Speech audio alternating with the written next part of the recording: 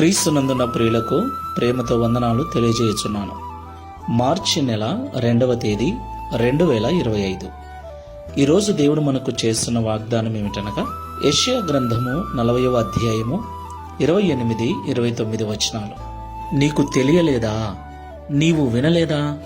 బూదిగింతములను సృజించిన యెహోవా నిత్యుడగు దేవుడు. ఆయన సొమ్మసిల్లడు, అలయడు. ఆయన జ్ఞానమును శోధించుట అసాధ్యము. సొమ్మసిలిన వారికి బలమిచ్చువాడు ఆయనే, శక్తిహీనులకు బలాభివృద్ధి కలగజేయువాడు ఆయనే. దేవునికి మహిమ కలుగుగాక. నా ప్రియమైన సహోదరి సహోదరులారా, ఈ విశ్వాసపు జీవితంలో, ఈ ఆత్మీయ జీవితంలో ఎన్నో బలహీనమైన పరిస్థితులు, ఎన్నో అనారోగ్య పరిస్థితులు, ఎన్నో రకాల శోధనలు, ఎన్నో రకాల బాధలు, ఎన్నో రకాల ఇబ్బందులను మనం ఎదుర్కోవలసి వస్తుంది. ఈ ఆత్మీయ యాత్రలో ఎన్నో రకాలుగా పడిపోతూ ఉంటాం, ఎన్నో రకాలుగా కృంగిపోతూ ఉంటాం. అయితే మనము కృంగిన వేళలో, బలహీనమైన వేళలో, పడిపోయిన స్థితిలో మనకు బలమును అనుగ్రహించి కృంగిన మనలను తిరిగి లేవనెత్తగలవాడు మనం ఆరాధిస్తున్న దేవుడని మనము ఎన్నడూ మరవకూడదు.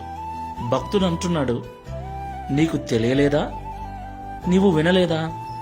నీ దేవుడు బలవంతుడని, నీ దేవుడు నిత్యుడగు దేవుడని, నీ దేవుడు నిన్ను ఆదరించి నిన్ను పోషించే విషయంలో, నిన్ను కాపాడే విషయంలో సొమ్మసిల్లడు, అలసిపోడు అని నీకు తెలియదా?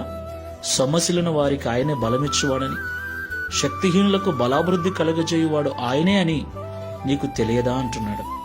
నీవు వినలేదా అంటున్నాడు. ఈ మాటలు వింటున్న ప్రియ సహోదరి సహోదరుడా, మన ఏ స్థితికైనా ఆయన చాలినవాడు. మనము నమ్మాలి, విశ్వసించాలి, ఆయన సన్నిధిలో ప్రార్థించాలి. ఆయన మనం ఏ స్థితిలో ఉన్నామో ఆ స్థితికి కావలసిన బలమును, శక్తిని అనుగ్రహించి మనల్ని తిరిగి మహాబలముతో నిలబెట్టగల సమర్థుడు. ప్రార్థన చేసుకుందాం. ప్రేమ స్వరూపమైన తండ్రి, పరిశుద్ధమైన ప్రభువా, మీకు స్తోత్రాలు చెల్లిస్తున్నాం.